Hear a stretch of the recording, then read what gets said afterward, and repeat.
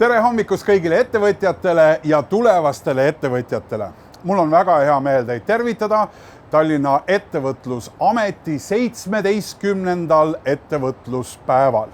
Tänase päeva peamine idee ja mõte on vaadelda seda, kuidas maailm ja majandus ühes temaga on muutunud viimase poole aasta jooksul. Seesama kõigile meile teada koroonakriis on väga palju asju ümber mänginud, mida selles olukorras peaks kõrvale taha panema ettevõtjad ja tulevased ettevõtjad. Sellest me täna juttu teemegi.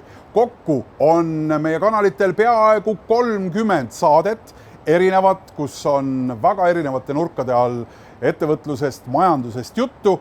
20 partnerit on aidanud kõike seda ette valmistada ja täna teieni tuua. Soovin, et te päeva jooksul saaksite vastuse enda peas tekkinud küsimustele, nendele probleemidele, nendele väljakutsetele, mis teie organisatsioonide ees seisavad ja loomulikult loodan südamest, et kõik need, kes alles alustavad ettevõtjana, saavad tänasest päevast, pikast päevast, südamest indu juurde. Daamid ja härrad, alustame nüüd!